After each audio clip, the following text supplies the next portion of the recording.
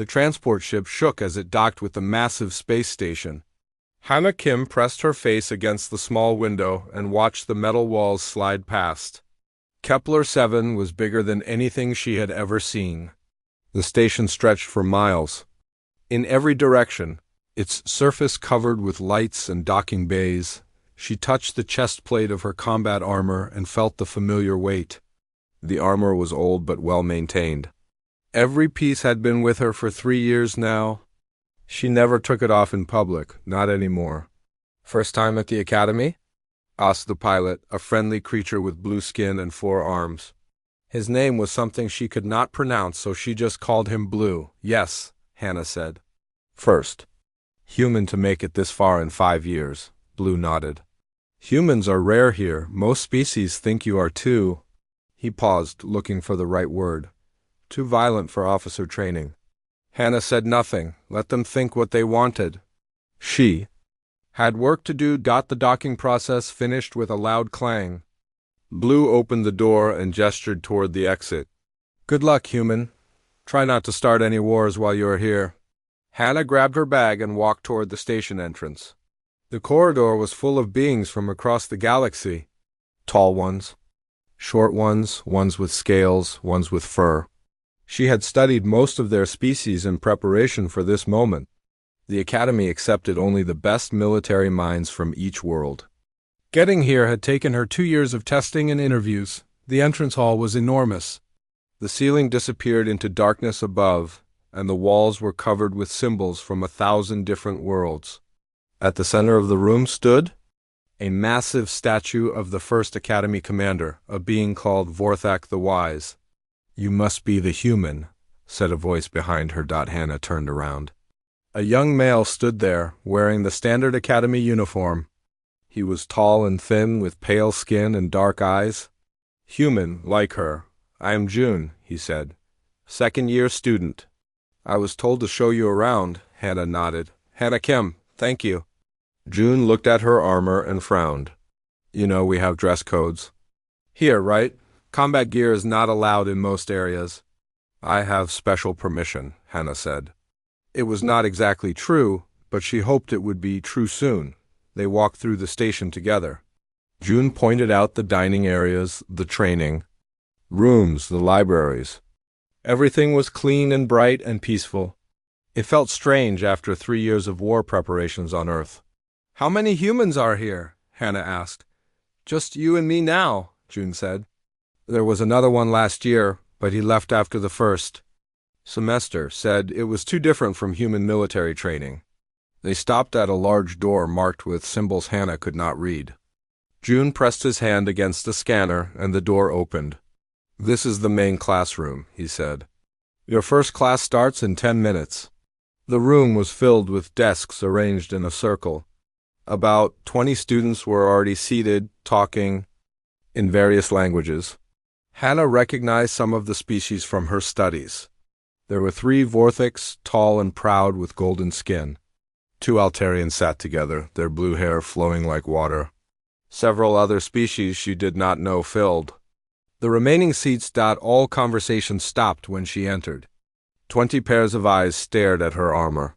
Some looked curious, others looked annoyed. "Take any open seat," June whispered. "I will see you after class." Hannah found an empty desk near the back and sat down. Her armor made soft clicking sounds as she moved. The other students continued to stare. A few minutes later, the professor arrived. He was a Centaurian, tall and thin, with gray skin and large black eyes. His uniform was covered with medals and rank symbols. "Good morning, students," he said. "I am Professor Vex. Today we will continue our study of defensive formations." He looked directly at Hannah. "But first, we need to address a uniform violation." The room became very quiet. Hannah felt her heart start beating faster. "Miss Kim," Professor Vex continued, "I understand you are new here, but Academy regulations are clear. Combat armor is not permitted in academic settings. Please remove it." Hannah stood up slowly. "Sir, I request permission to keep my armor on. It is part of my cultural practices." One of the Vorthak students laughed. "Cultural practices?" Humans do not have culture, just violence. Professor Vex held up his hand for silence. The Academy respects all cultures, Miss Kim, but rules are rules. Everyone follows the same dress code here. Please remove your armor. Hannah looked around the room. Every face was watching her. Some looked amused, others looked impatient. June sat near the front, his expression worried. Very well, sir, Hannah said quietly. But I request that the class continue without staring. An odd request? Professor Vex said, but acceptable. Everyone please open your books to Chapter 12 while Miss Kim prepares for class. The other students looked down at their books, though Hannah could see many of them watching from the corner of their eyes. She moved to the back corner of the room where a privacy screen had been set up for such situations. Hannah began removing her armor piece by piece. First the helmet, then the shoulder guards. Each piece was carefully designed to protect vital areas of the human body. She had worn this armor through 6 major battles and dozens of smaller fights. It had saved her life more times than she could count. As she removed each piece, she remembered when she had first put it on. 3 years ago, when the Korthic ships had appeared in Earth's sky, when everything had changed forever, when she had learned what it really meant to fight for survival. The chest plate came off next, then the arm guards. Her regular clothes underneath were simple and practical, but they revealed something the armor had hidden. Hannah looked at her arms and sighed. The scars were still there, of course. They would always be there. Geometric patterns covered her skin. From wrist to shoulder, similar marks ran across her neck and disappeared under her shirt. The patterns were precise and deliberate, each line telling a story she wished she could forget. She folded her armor carefully and placed it in her bag. Then she returned to her seat. The room was still quiet, students pretending to read their books, but as she sat down, she heard someone gasp. Then another. Soon the entire room was staring at her again. But for a different reason now. Professor Vex looked up from his notes and saw the scars on her arms. His large black eyes grew even larger. Miss Kim, he said slowly, what are those marks? Hannah looked down at her arms as if seeing them for the first time. The scars formed intricate patterns across her skin, each line perfectly straight and evenly spaced. They were not random wounds from battle. They were something else entirely. Battle wounds from the Korthic invasion of Earth, sir, she said in a steady voice. Shall we continue with today's lesson on defensive formations? The room remained completely silent. No one moved. No one spoke. 20 pairs of eyes stared at the geometric patterns covering her arms, trying to understand what they were seeing. Professor Vex cleared his throat. Yes, of course. Chapter 12, everyone. Today we study the importance of maintaining defensive positions under pressure. But Hannah could see that no one was reading anymore. They were all still looking at her. Their expressions changed from curiosity to something else. Something that looked almost like fear. She opened her book and began to read, ignoring the stares. The lesson could wait. First, they would need to understand what those scars really meant. Class ended in uncomfortable silence. Professor Vex had tried to continue the lesson about defensive formations, but everyone kept looking at Hannah's arms instead of their books. The geometric scars seemed to draw attention like magnets, each straight line and perfect angle raising new questions. As students began packing their things, Hannah quickly pulled on a long-sleeved shirt from her bag, but it was too late. Everyone had seen the marks. She could hear whispered conversations in languages she did not understand, but the tone was clear enough. Fear, curiosity, and something else she could not identify. Miss Kim, Professor Vex called as she headed for the door. Please remain after class. Hannah stopped and waited while the other students filed out.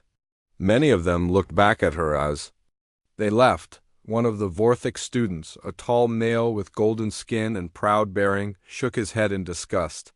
Typical human, he muttered loudly enough for everyone to hear. Probably self-inflicted for attention. June was the last to leave. He caught Hannah's eye and his face was pale. He knew something the others did not. She could tell. But he said nothing and followed the other students out. When the room was empty, Professor Vex approached her desk. His large black eyes studied her carefully.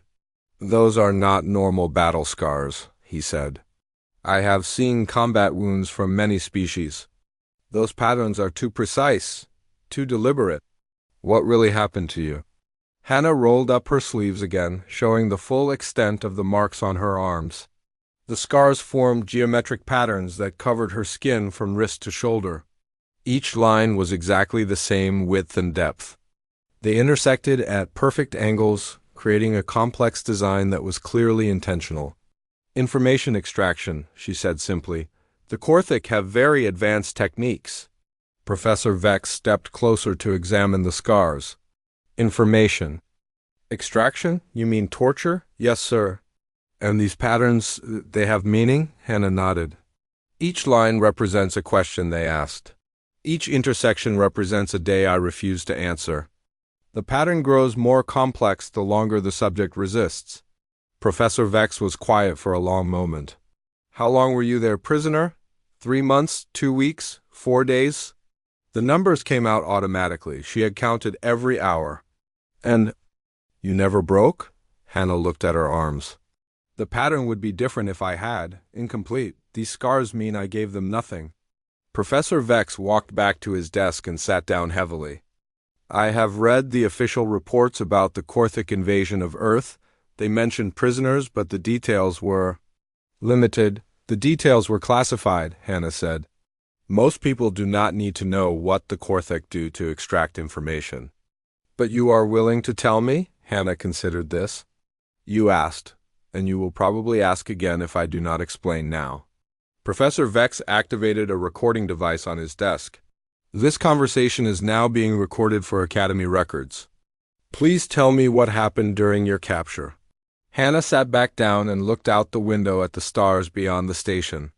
Somewhere out there was Earth, still rebuilding from the invasion, still counting the cost of survival. "The Korthic attacked Seoul first," she began. "I was a lieutenant in the city defense force. We held them for 6 days before the inner defenses fell. I was captured during the retreat from the government district." She paused, remembering. "They took about 50 prisoners from my unit, mostly officers and technical specialists, people who might know useful information about human defenses." "What kind of information did they want?" "Everything. Troop movements, weapon specifications, command codes, defense plans. They were preparing for a long occupation and wanted to prevent any organized resistance." Professor Vex nodded. "Standard military intelligence gathering. But these scars suggest their methods were ... unusual."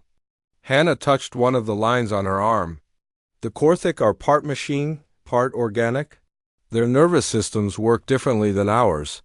They assumed human minds would break quickly under the right kind of pressure." "What kind of pressure?" "Precise.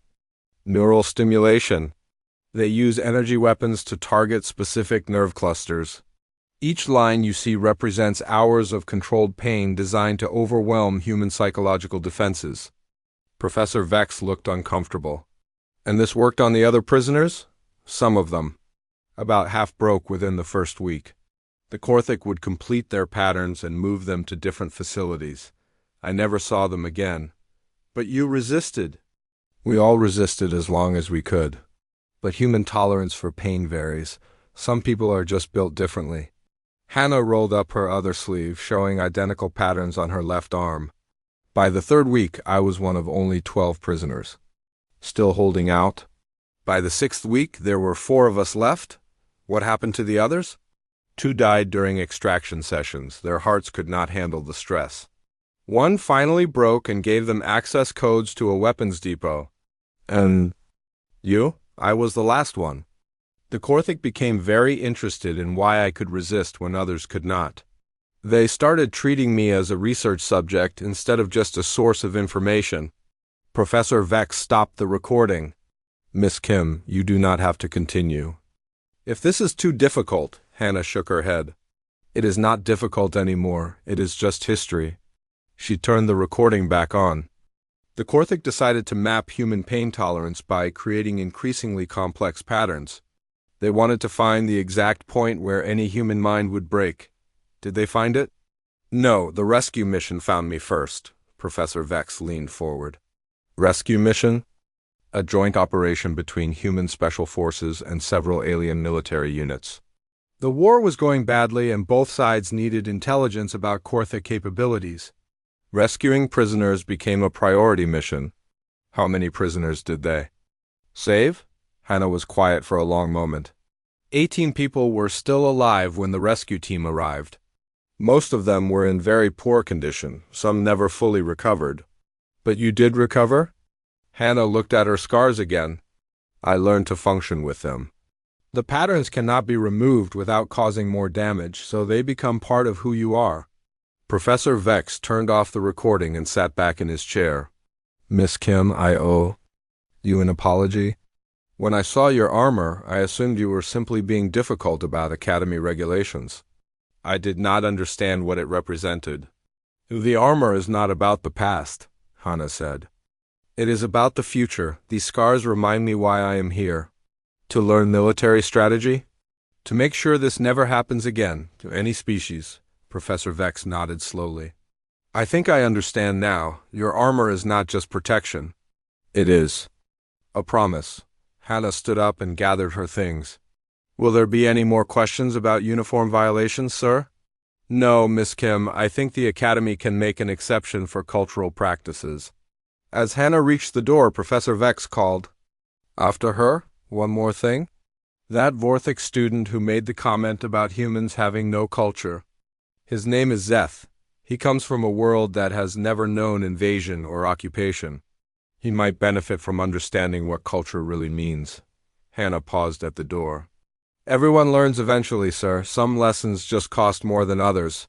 She left the classroom and walked down the corridor, her armor bag heavy in her hands. Tomorrow she would wear her protection again, and the other students would stare. But now at least one person understood why, behind her, Professor Vex sat alone in the empty classroom, staring at the chair where she had been sitting. For the first time in his long career, he wondered if the Academy's curriculum was missing something important about the cost of freedom. Word traveled fast at the Academy. By the next morning, everyone knew about the human with the strange scars.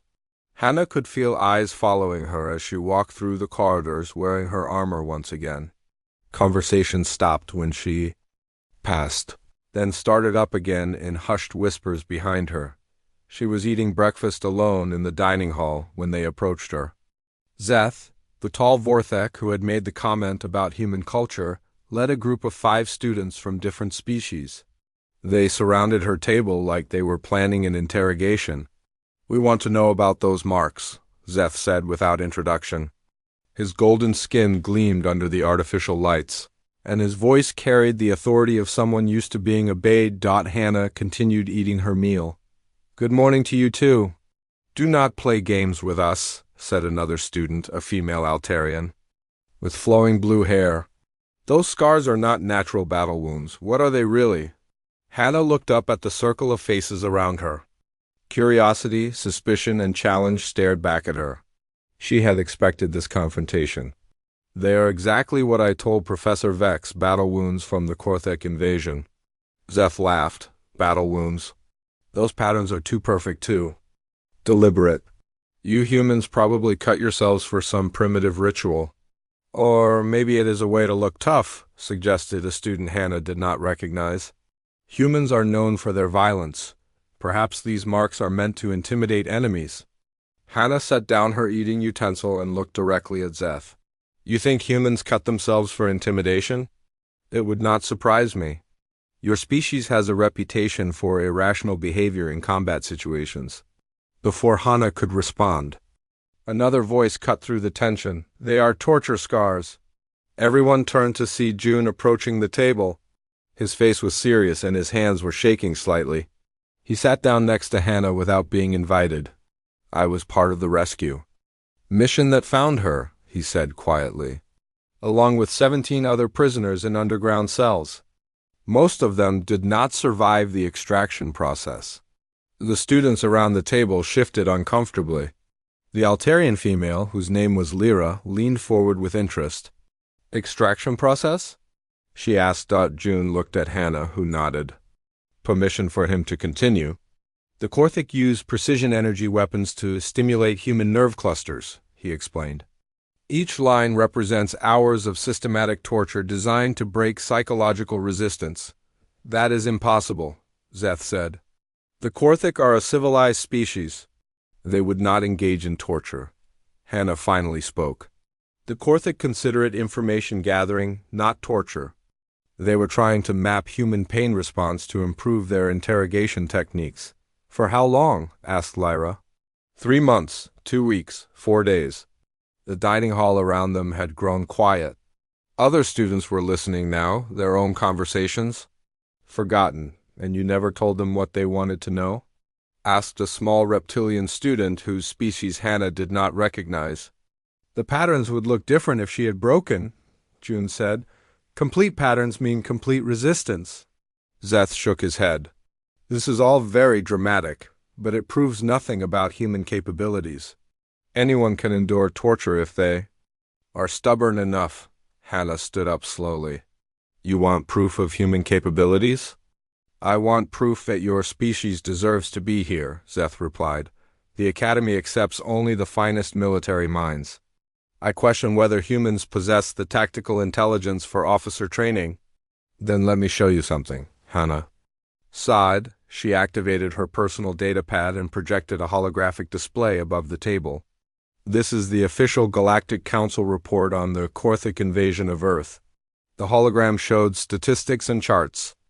Casualty figures, timeline data, resource allocation numbers. Everything looked normal and professional. According to this report, Hannah continued, the Korthik invasion lasted 6 months and resulted in moderate casualties on both sides before ending in a negotiated withdrawal. Several students nodded. They had seen similar reports in their military history classes. Now, let me show you what really happened, Hannah said. She switched to a different data set. This is the classified version. The new numbers were shocking. Earth's casualties were listed in the hundreds of millions. Entire cities had been destroyed. The Korthik had landed with a force of 12 million soldiers expecting quick conquest of a primitive world. The official report says negotiated withdrawal. Hannah said, the truth is that the Korthik retreated after losing 7.2 million troops. 60% casualties, Lyra gasped. 60%? That is impossible. No military force can sustain such losses and continue fighting. The Korthik could not, June said. That is why they left. But how? Asked the reptilian student. The technology gap should have made human resistance impossible. Hannah switched the display again. Now it showed tactical data from major battles during the invasion. When conventional weapons failed, we used unconventional methods, she explained. Guerrilla warfare, sabotage, suicide attacks. We destroyed our own infrastructure rather than let them use it. The hologram showed images from the battle for Seoul, humans fighting in the ruins of their own city, using improvised weapons and desperate tactics. Buildings demolished by their own defenders to deny them to the enemy. This is madness, Zeth said. You destroyed your own cities? We destroyed everything they needed to maintain their occupation, Hannah replied. Power plants, communication, networks, transportation systems, manufacturing facilities. If they wanted to hold Earth, they would have to rebuild everything from scratch while we killed them every day. But the cost to your own people was acceptable, Hannah finished. Freedom is worth any price. The dining hall was completely silent now. Students from dozens of species stared at the holographic displays showing the true cost of Earth's resistance. The Korthik had never encountered a species willing to sacrifice so much, June added. Most civilized worlds surrender when conquest becomes inevitable. Humans do not. Lyra studied the tactical data carefully. These strategies, they are not taught in any academy course. Because most species consider them too extreme, Hannah said. But effectiveness matters more than comfort. She switched off the hologram and sat back down. The Korthik learned something important during their invasion of Earth. They learned that some species would rather die fighting than live as slaves. Zeth was quiet for a long moment, studying the datapad that still glowed with casualty figures. "Your scars," he said finally. "They represent more than just your own suffering. They represent the price of information they never got," Hana confirmed. Every human who resisted their interrogation bought time for the resistance. Time to plan, time to prepare, time to make their occupation impossible. "And now you are here to learn our military tactics," Lyra said. "I am here to make sure this never happens again," Hana replied. "To any world. The galaxy needs defenders who understand what real warfare looks like." The group of students began to disperse, each lost in their own thoughts about what they had learned. Only Lyra remained at the table. "I have a question," she said. "If humans are willing to sacrifice so much in warfare, what stops you from becoming conquerors yourselves?" Hana looked out the window at the stars beyond the station. "Because we remember what it feels like to have someone try to take our freedom. We would never do that to another species." She stood up and gathered her things. "But we will stop anyone who tries to do it to us, or to our allies." As she walked away, Lyra sat alone at the table, staring at the datapad that still displayed the true cost of Earth's freedom. For the first time, she understood why humans wore armor even in classrooms. It was not about fear. It was about remembering the price of peace. The Academy's central library was enormous, stretching across 3 levels with millions of data files from every known civilization. Lyra had been there for hours, searching through historical records and military archives.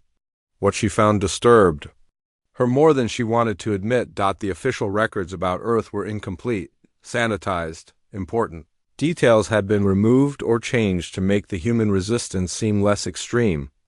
But if you knew where to look, if you cross-referenced casualty reports with resource allocation data, a different picture emerged. Finding what you expected. June's voice made her jump. He stood behind her reading station, carrying an armload of data tablets. "I am trying to understand," Lyra said. "The numbers do not match the official reports." June sat down across from her and activated one of his tablets. "What numbers?" "Korthik military doctrine requires a minimum of 70% local infrastructure to maintain occupation. But according to these resource reports, Earth's infrastructure was only 12% functional when they retreated." "Sounds about right," June said. "We made sure nothing worked." Lyra pulled up another file. "But that means your own people were living without power, water, communications, transportation. How did they survive?" "Mostly they did not," June said. Quietly, civilian casualties were much higher than the official reports show. "How much higher?" June was silent for a moment. "The real number is classified. But imagine losing half your planet's population in 6 months." Lyra stared at him. "Half? That is genocide. That is the cost of freedom." She switched to a different file, showing pre-invasion population statistics compared to post-war recovery. The numbers were staggering. Entire regions showed 0 population after the war. "This city," she said, pointing to a location called Bizan. 2 million people before the invasion, 0 afterward. "What happened?" "Nuclear detonation," June said matter-of-factly. "The Korthik were using it as a forward operating base. We could not retake it conventionally, so we destroyed it." "With your own people still inside?" "Some of them, yes. But we evacuated as many as possible first." Most civilians understood the necessity. Lyra felt sick. How can anyone understand the necessity of destroying their own city? "Because the alternative was worse," Hana's voice came from behind them. She approached their table carrying her own. "Research materials? May I join you?" Lyra nodded, still trying to process what she had learned. Hana sat down and spread out several data tablets. "You are researching human military history," Hana observed. "I am trying to understand how you survived." Lyra said, "Your tactics seem designed to cause maximum destruction to everyone involved."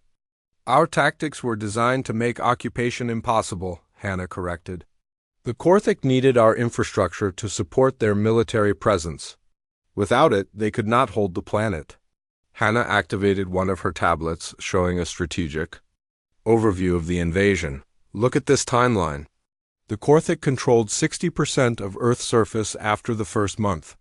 But they could only hold 20% by the third month, and less than 5% by the sixth month. Because you destroyed everything, Lyra said. Because we made it too expensive to stay, Hannah replied. Every day of occupation cost them more resources than they could extract from the planet. June pulled up casualty reports. They were losing an average of 40,000 troops per day by the end. Mostly to sabotage and guerrilla attacks, but your own losses were acceptable, Hannah said firmly. Every human who died fighting bought time for others to escape or resist. Every city we destroyed denied them resources they needed for their war machine. Lyra studied the tactical data more carefully. This strategy, it assumes your population is willing to die rather than surrender. Most humans are. We have been fighting for survival for thousands of years. It is part of our nature. But other species have faced invasion too, Lyra protested. The Altarians fought the Zephyr Empire for decades before negotiating a settlement. Negotiated. Settlements work when both sides want to minimize casualties, Hannah explained. The Korthik were not interested in negotiation. They wanted complete conquest and resource extraction. She switched to a file showing Korthik military doctrine. Their invasion plan called for enslaving 70% of the human population for industrial labor. The remaining 30% would be eliminated as unnecessary. Lyra read the document with growing horror. They planned to kill most of your species? So we made sure they could not, Hannah said simply. When someone threatens your entire species with extinction, normal rules do not apply. Is this why you both came to the academy? Lyra asked. To learn how to fight future invasions? We came to learn how to prevent them, June said. The best defense is making sure potential enemies know what it will cost to attack you, Hannah nodded. Every species in the galaxy needs to understand that Earth will never be conquered. Not because we are too strong to defeat, but because we are willing to pay any price to remain free. Lyra was quiet for several minutes, scrolling through casualty reports and tactical analyses. The scale of destruction was beyond anything she had imagined. There is something I do not understand, she said finally. If humans are willing to sacrifice so much in warfare, what prevents you from becoming aggressive conquerors? Why not use these tactics to invade other worlds? Hannah and June exchanged glances. It was Hannah who answered. Because we know what it feels like to be invaded, she said. We know the fear, the desperation, the cost of fighting for survival. We would never inflict that on another species. But you would use these tactics again if necessary? Without hesitation, June said, but only in defense. Humans do not start wars of conquest. We finish wars of survival. Lyra pulled up another file, this one showing post-war reconstruction efforts. I see that Earth received significant aid from the Galactic Council after the invasion. Resource shipments, technical assistance, population relocation support? Yes, Hannah said. The Council wanted to help us rebuild, but also to make sure. You remain stable, Lyra observed. These aid packages came with monitoring requirements and military advisors. The galaxy was nervous about what humans might do next, June admitted. Some species worried that we might seek revenge against the Korthik or become aggressive toward our neighbors. Did you consider revenge? Every day, Hannah said quietly. But revenge would make us the same as them. Instead, we chose to become strong enough that no one would ever dare invade us again. She stood up and gathered her data tablets. That is, why we are here. Not to learn how to conquer other worlds, but to help defend them. The galaxy needs protectors who understand the real cost of freedom. As Hannah walked away, Lyra and June sat in silence for several minutes. Finally, Lyra spoke. The other students need to know about this, about what really happened during the invasion. Are you sure? June asked. Most species prefer the sanitized version. The truth is uncomfortable. Lyra looked at the casualty report still glowing on her tablet.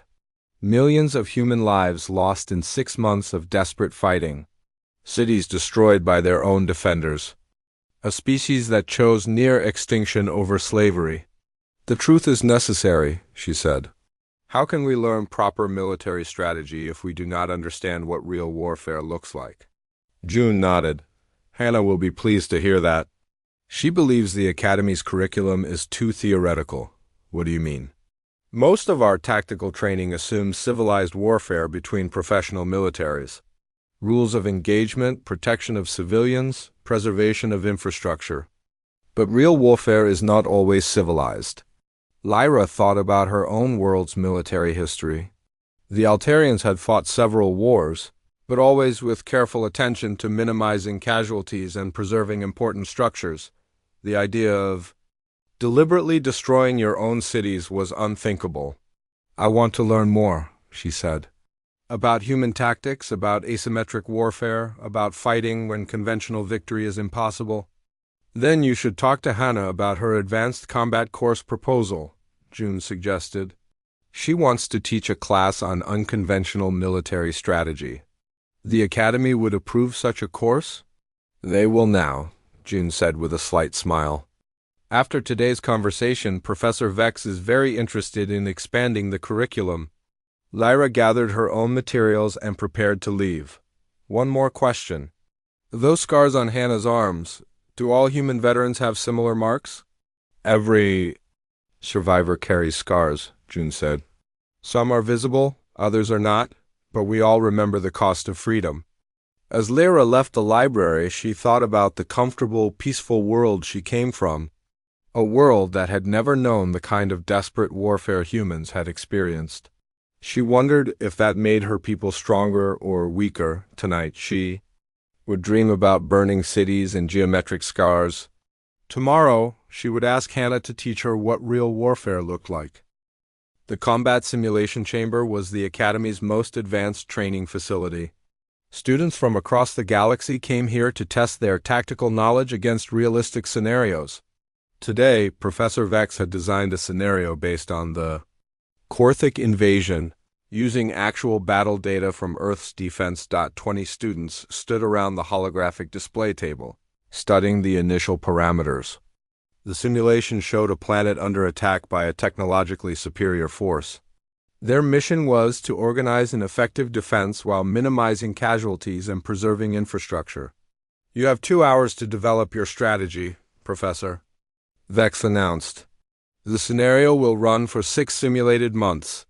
Your performance will be evaluated based on successful defense of population centers and preservation of strategic resources. Zeth immediately took charge of the planning session. As the most senior Vorthax student, he was accustomed to leadership roles. We need to establish fortified positions around major cities, he began, pointing to locations on the holographic map. Concentrate our forces to protect population centers and important infrastructure. Most of the other students nodded in agreement. This was standard defensive doctrine taught in their military history classes. What about the rural areas? Asked Lyra. We cannot defend everything, Zeth replied.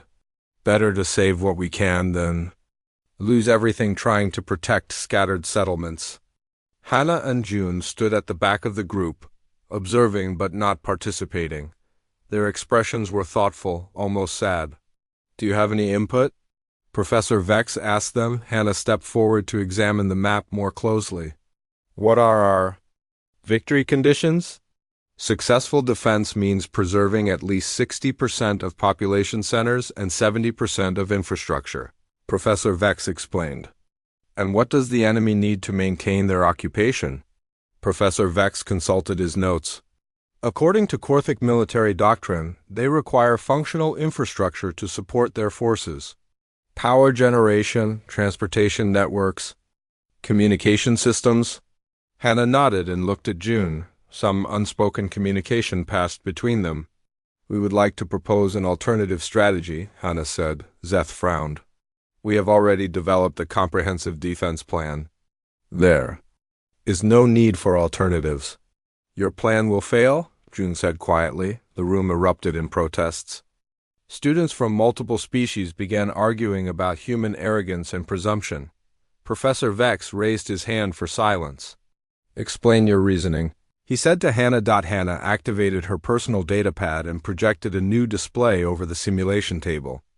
This scenario is based on the actual Korthic invasion of Earth. We know how it ends. Then you have an unfair advantage, Zeth protested. We have experience, Hannah corrected. And experience teaches different lessons than theory. She manipulated the display to show casualty projections for Zeth's defensive strategy. Your plan concentrates forces around major cities while abandoning rural areas. The Korthic will establish supply bases in undefended territories and slowly strangle your fortified positions. Our positions can hold for months, Zeth argued. Your positions will become prisons, June said. The Korthic will surround them and wait. No supplies, no reinforcements, no escape. Your defenders will surrender or starve. Lyra studied the new projections with interest. What would you do differently? Hannah switched the display again, now showing a radically different approach. Abandon the cities immediately. Evacuate all civilians to dispersed rural locations. Destroy all infrastructure that cannot be moved. The room fell silent. The strategy was so extreme that most students could not process it. You want to destroy our own cities? Asked a reptilian student. Better we destroy them than let the enemy use them, Hannah replied. Every power plant, every communication tower, every transportation hub that falls intact makes their occupation stronger. But the civilian casualties where began will be lower in the long run, June finished. Concentrated populations are vulnerable to mass casualty attacks. Dispersed populations are harder to target. Professor Vex was taking notes rapidly. Continue with your strategy. Hannah highlighted different areas on the map. Small mobile units harass enemy supply lines. No fixed positions, no permanent bases. Hit and run tactics designed to make occupation too expensive to maintain. That is not defense, Zeth protested. That is guerrilla warfare. That is survival, Hannah said. When conventional defense is impossible, you change the rules of engagement. She switched to casualty projections for both strategies. Zeth's plan showed lower initial losses but complete defeat within 4 months. Hannah's plan showed massive early casualties but eventual enemy withdrawal. Your strategy accepts the destruction of everything we are trying to protect, observed an Altarian student. Our strategy accepts the cost of remaining free, June replied. Infrastructure can be rebuilt. Populations can recover. But species enslaved by the Korthic do not get second chances. Professor Vex studied both battle plans carefully. The Academy has always taught defensive strategies based on minimizing casualties and preserving resources. Your approach contradicts everything in our standard curriculum. Your curriculum assumes civilized enemies who follow rules of warfare, Hannah said. The Korthic do not negotiate. They do not accept surrender. They conquer completely or not at all. So you fight the same way? We fight to win, June said simply. Professor Vex activated the simulation. Let us test both approaches. Half the class will implement the conventional defense strategy. The other half will follow the human approach. The students divided into 2 groups. Zeth led the conventional defense team while Hannah advised the alternative strategy group. The simulation began with Korthic forces landing at multiple sites across the planet. For the first simulated month, both strategies seemed to work. The conventional defense held their fortified positions while the alternative team evacuated cities and destroyed infrastructure. Casualties were light on both sides. By the second month, differences began to appear. The conventional defense team was running low on supplies as Korthic forces controlled most resource production areas. The alternative team had higher casualties but maintained mobility and continued harassing enemy operations. Our positions are secure, Zeth reported confidently. The enemy cannot break through our defenses. But you are not receiving any new supplies or reinforcements, Professor Vex observed. How long can you maintain your positions? Long enough. For relief forces to arrive, Zeth replied. What relief forces? Hannah asked. This scenario assumes you are fighting alone. By the 4th month, the simulation results were clear. The conventional defense positions were isolated and under siege. Most defenders were suffering from supply shortages and low morale. Enemy forces controlled 70% of the planet's surface, meanwhile. The alternative strategy team had destroyed most infrastructure but maintained active resistance operations. Enemy casualties were mounting steadily, and their supply lines were constantly under attack. This is madness, Zeth said, watching his simulated forces surrender one by one. You have destroyed everything. We have denied everything to the enemy. Hannah corrected. They cannot use our cities, our power plants, our transportation networks. Every day of occupation costs them more than they can extract from the planet. The simulation ended after 6 months with dramatically different results. The conventional defense achieved complete defeat with 90% casualties and total infrastructure loss. The alternative strategy resulted in enemy withdrawal with 60% friendly casualties, but preservation of the population base. Professor Vex displayed the final statistics for everyone to see. The conventional strategy achieved its objective of preserving infrastructure for 4 months, but ultimately failed to prevent occupation. The alternative strategy sacrificed infrastructure immediately but prevented permanent conquest. The room was quiet as students studied the results. Many looked disturbed by the implications. I do not understand, said Lyra. If the alternative strategy worked, why is it not taught in academy courses? Because most species cannot accept the cost, June explained. Your people value civilization, order, preservation of culture. These are good things, but they can also be weaknesses when facing an enemy who does not share those values. So humans have no civilization? Zeth asked bitterly. Humans have a civilization worth dying for, Hannah replied. That is the difference. She gathered her materials and prepared to leave. The Academy teaches tactics for fighting other civilized species, but the galaxy contains enemies who are not civilized. When you face them, you must be willing to become uncivilized yourself. As the students filed out of the simulation chamber, many were deep in thought about what they had witnessed. Professor Vex remained behind, staring at the tactical displays that showed the true cost of survival. For the first time in his long career, he wondered if the Academy was preparing its students for the wrong kind of war. Lyra found Hannah in the observation deck 3 days after the simulation exercise. The human sat alone, looking out at the stars through the massive transparent wall that formed one side of the recreation area. Her armor was neatly stacked beside her chair, and for once she looked almost relaxed. May I join you? Lyra asked. Hannah gestured to an empty chair without taking her eyes off the stars. Of course. They sat in comfortable silence for several minutes. Other students moved through the recreation area, talking and laughing, but most gave them a wide berth. Word about the simulation results had spread quickly through the Academy. I have been thinking about what happened in the simulation, Lyra said finally. And? I think I understand now why you wear your armor all the time. Hannah turned to look at her. Explain. It is not about protection from physical harm, Lyra said. It is about remembering what you survived. About never forgetting the cost of that survival, Hannah nodded slowly. The armor reminds me that freedom is not free, that someone always pays a price for it. Is that why you came to the Academy? To make sure others understand that price? Partly.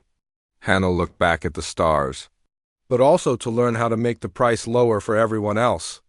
Lyra followed her gaze to the distant points of light. Each one represented star systems with inhabited worlds, billions of beings living their lives in relative peace. How many of those worlds could defend themselves the way Earth did? Lyra asked. Very few, Hannah admitted. Most species value their civilization too much to destroy it. Even temporarily. They would rather surrender and hope for eventual liberation. Is that wrong? Hannah considered the question carefully. It is not wrong to value civilization. but it can be fatal to value it more than freedom. What about worlds that cannot fight back? Peaceful species without military traditions? Those are the worlds that need protection most, Hannah said. And that is why people like me and June are here. Lyra studied Hannah's profile in the starlight. The geometric scars on her neck were barely visible in the dim lighting, but they were always there. There's something I want to ask you about the invasion, Lyra said. Something personal. Go ahead. During your captivity, when the Korthik were extracting information, what kept you from breaking? What made it possible to endure 3 months of torture? Hannah was quiet for a long time. When she finally spoke, her voice was very soft. I thought about my younger sister. Your sister? Maina. She was 14 when the invasion began. I was supposed to protect her, but I was captured during the first week of fighting. Hannah touched one of the scars on her arm. Every time they asked me about human defenses, I pictured Maina hiding in a shelter somewhere, depending on those defenses to keep her alive. Did she survive? Yes, she made it to one of the evacuation zones in the mountains. But I did not know that during my captivity. All I knew was that any information I gave them might be used to find her. Lyra felt a chill. So you endured torture to protect one person? I endured torture to protect millions of people like her, Hannah corrected. But it was easier to focus on one face, one person I loved, than to think about abstract millions. Where is she now? Attending university on Earth, studying xenobiology, believe it or not. She wants to help develop better medical treatments for different species. Hannah smiled slightly. She says the galaxy needs more healers and fewer warriors. Is she right? Probably. But the healers need someone to protect them while they work. They fell silent again.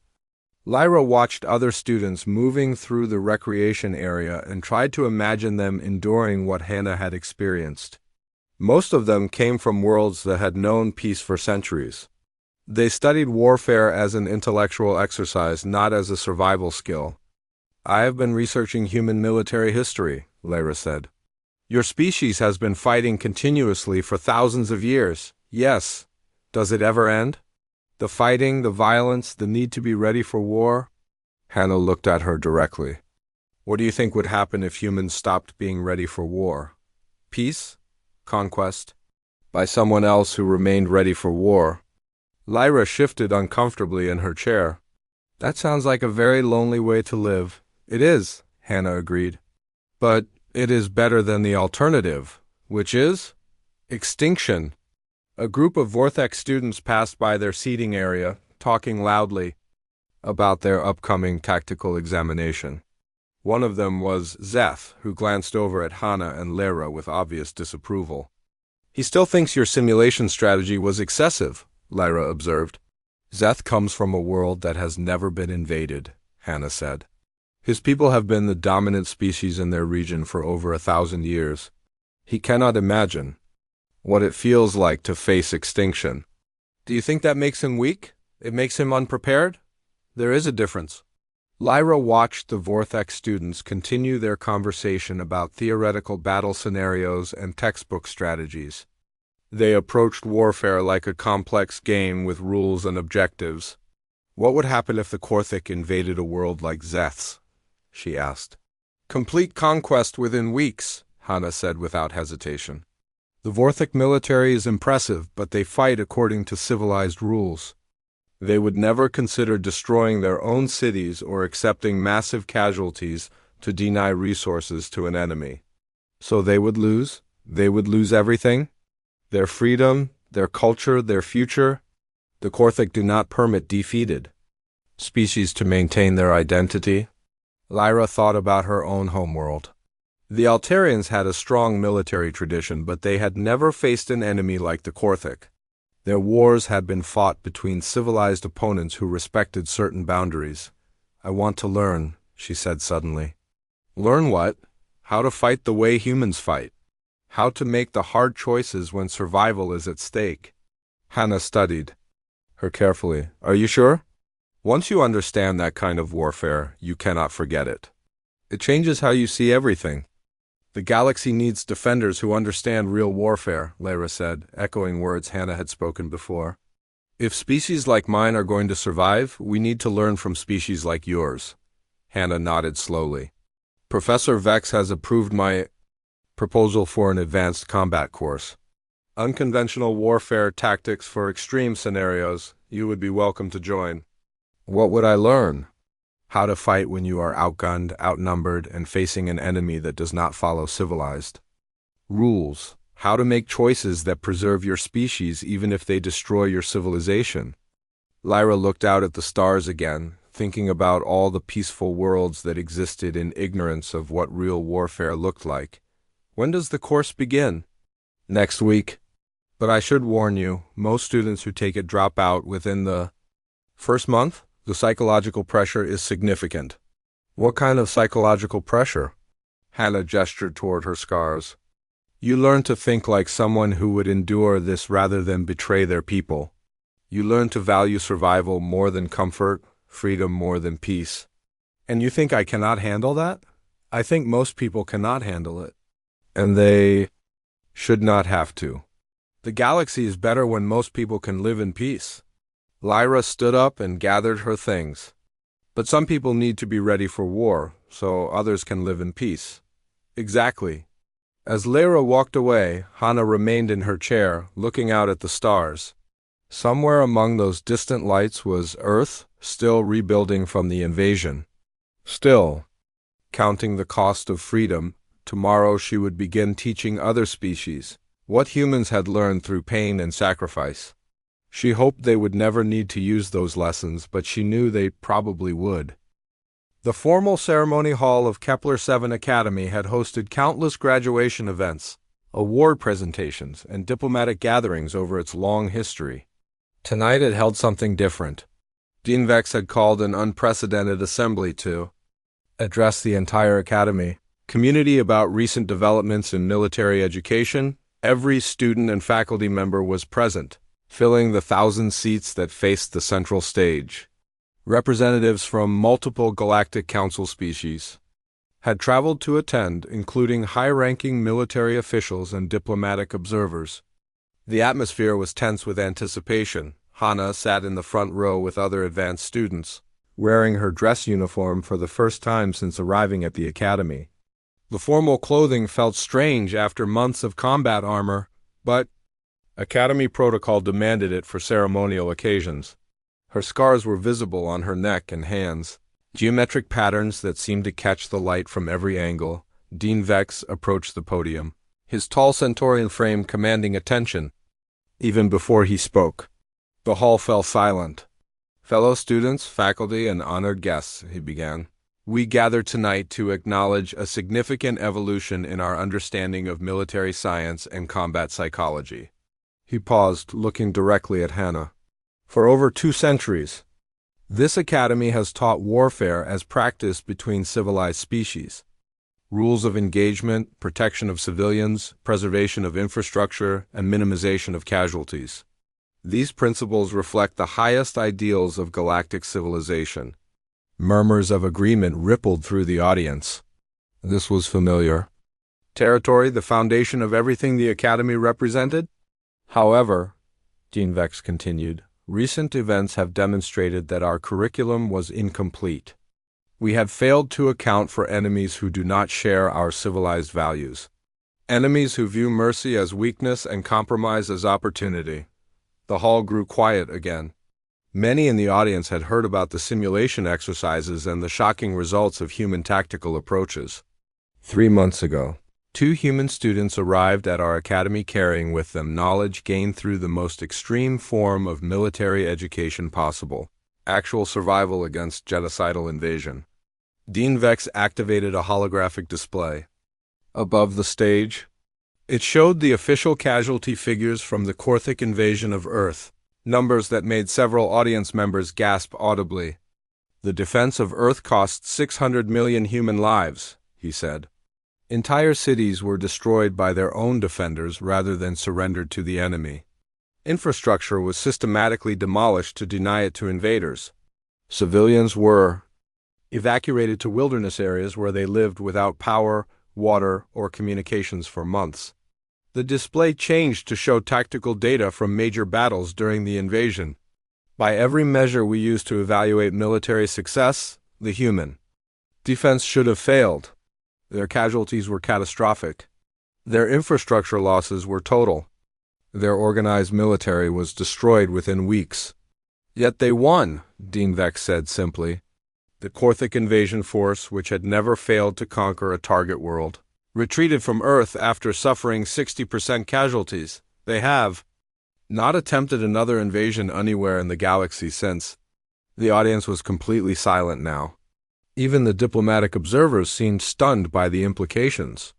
This victory was achieved not through superior technology or conventional tactics, but through a willingness to pay any price for freedom, a psychological resilience that most species cannot comprehend.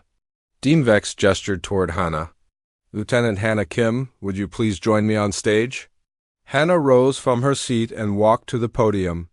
Every eye in the hall followed her movement, many focusing on the visible scars that marked her neck and hands. Lieutenant Kim, Dean Vex said, you have been asked to speak tonight about the lessons Earth's experience can teach the galactic community. Please proceed. Hannah looked out at the assembled crowd.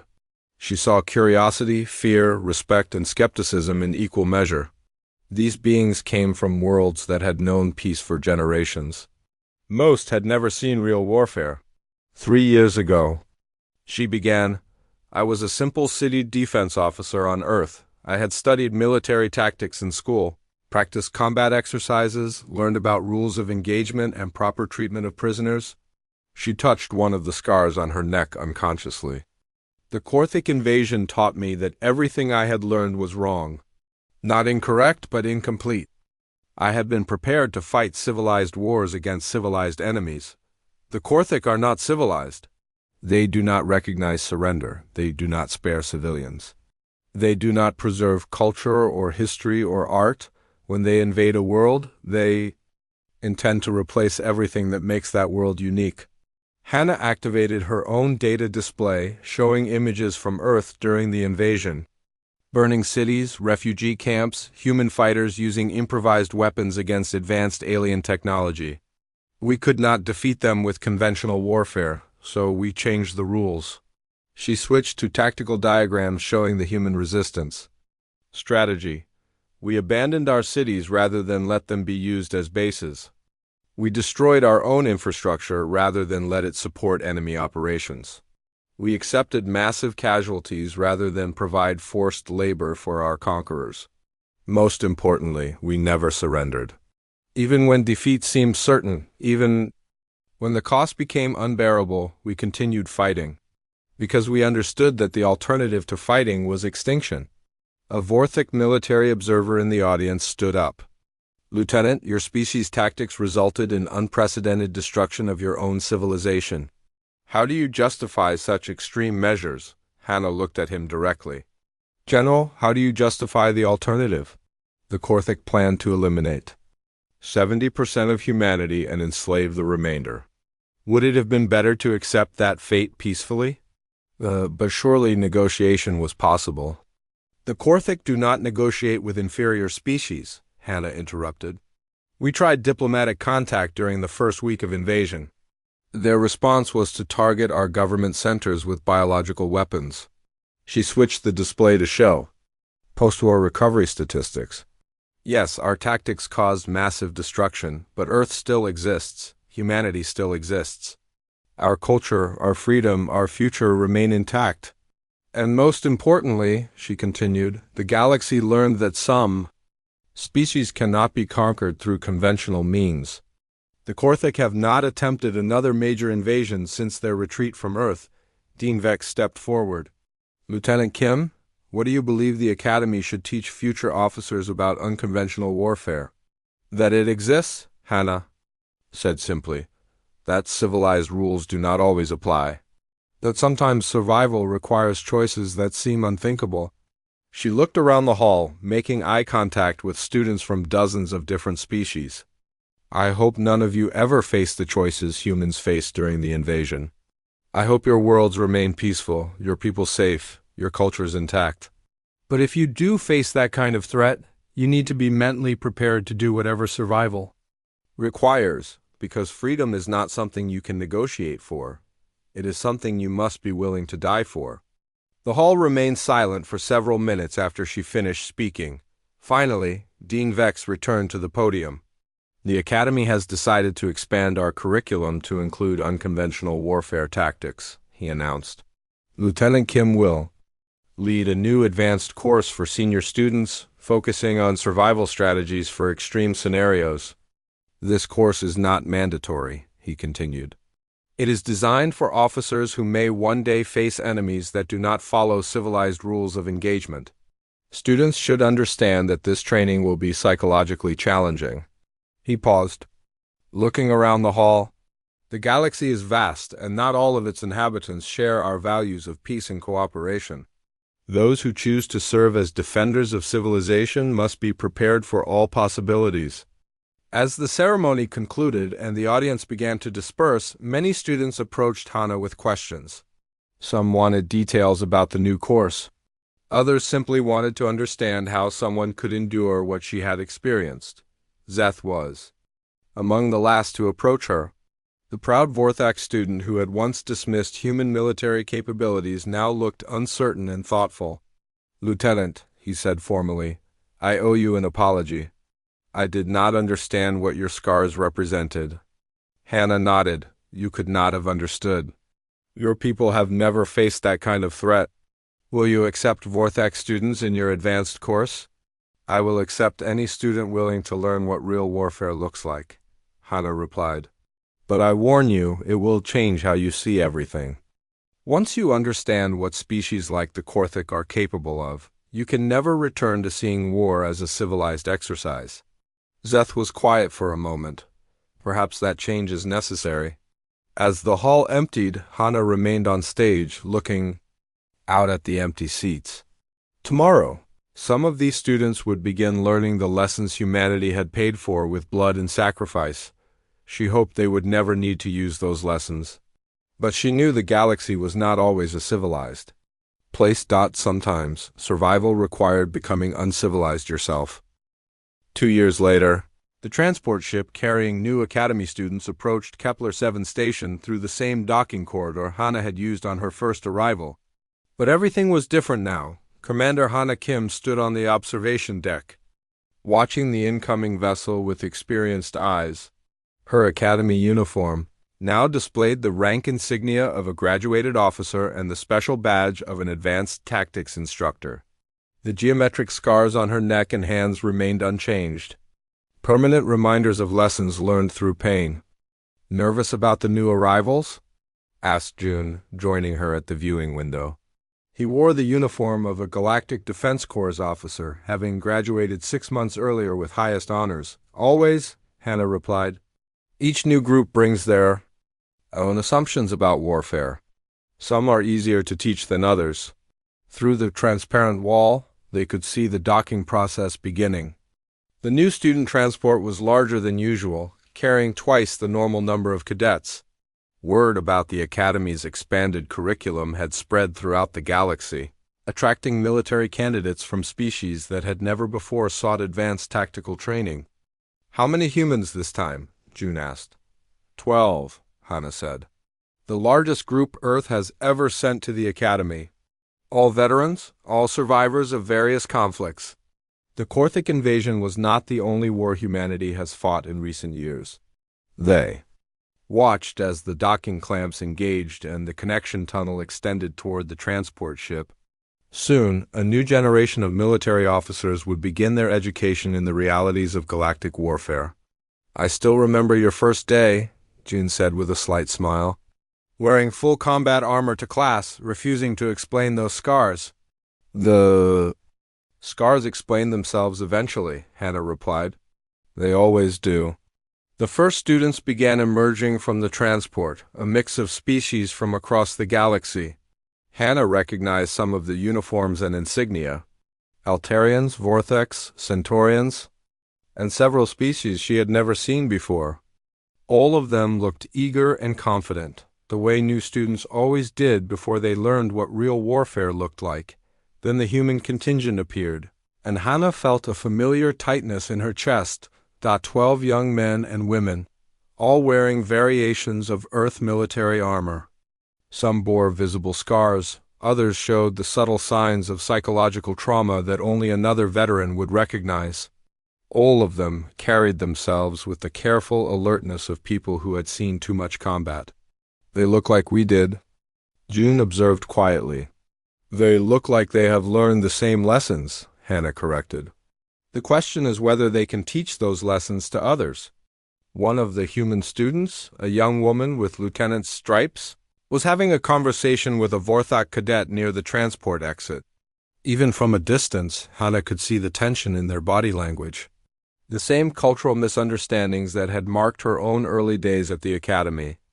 "Some things never change," she murmured. Professor Vex appeared beside them, carrying a data tablet with student assignments and schedules.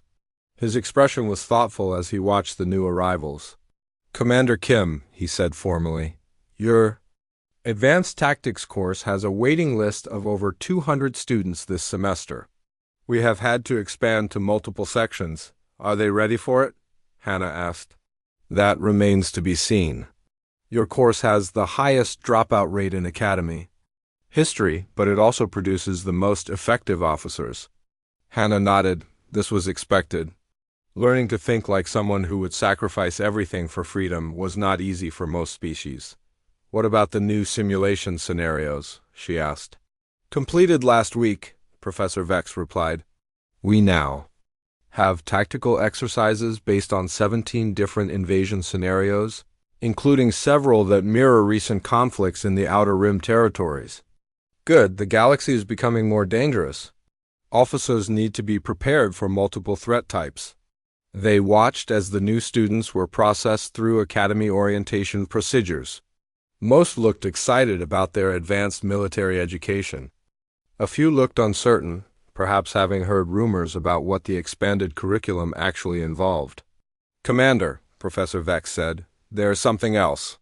The Galactic Defense Council has requested that you develop a new course for senior diplomatic personnel." Hannah raised an eyebrow.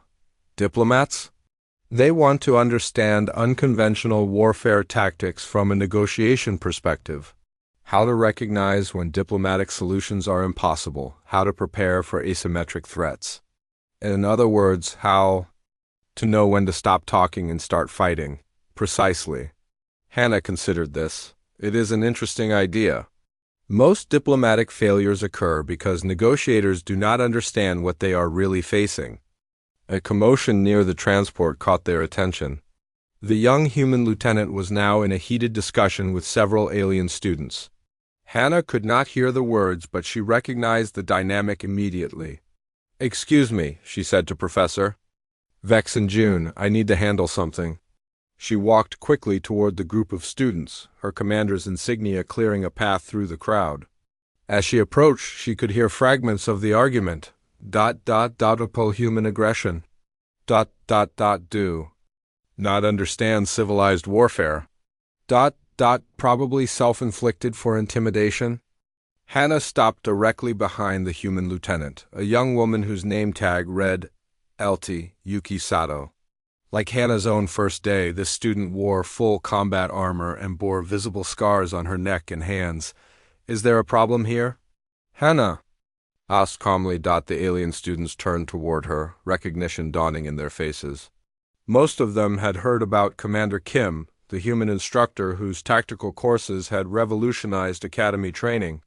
"Commander," said the Vorthok student who seemed to be leading the discussion, "we were just questioning this student about her decorative markings." Hannah looked at Lieutenant Sato's scars. They were different from her own, but she recognized the pattern immediately. Plasma burns in geometric arrangements, precisely applied for maximum psychological impact. "Lieutenant Sato," Hannah said, "those markings look like Zephyr interrogation techniques." "Yes, ma'am," the young woman replied. "Captured during the defense of Europa Colony, 3 weeks in a Zephyr research facility." The alien students shifted uncomfortably. The Zephyr were known throughout the galaxy for their advanced technology and ruthless expansion policies. Any conflict with them was considered a serious matter. And you never broke? Hannah asked, though she already knew the answer from the pattern of scars. No, ma'am. Colony evacuation protocols remained classified. Hannah turned to address the other students. The marks you see are not decorative. They are evidence that Lieutenant Sato endured systematic torture rather than betray her people. Each line represents hours of pain she chose to endure for the sake of others. The Vortex student looked skeptical. Commander, with respect, these humans seem to collect scars like badges of honor. How do we know they are legitimate? Hannah was quiet for a moment, studying the young alien's face. She saw the same pride and naivety that Zeth had displayed during her first year at the academy. What is your name, Cadet? Jorik of House Vorthak, ma'am. Cadet Jorik, you will be in my advanced tactics course this semester. By the end of the term, you will understand exactly what these scars represent. She looked around at the other students who had been questioning Lieutenant Sato. All of you will learn that freedom is not free, that someone always pays a price for it, that the beings who wear these scars are the reason your worlds remain peaceful. She placed a hand on Lieutenant Sato's shoulder. Lieutenant, welcome to the Academy. I think you will find the education here quite comprehensive. As the group of students dispersed, Hana and Lieutenant Sato walked together toward the Academy entrance. Thank you, Commander, the young woman said. I was beginning to think this assignment would be more diplomatic than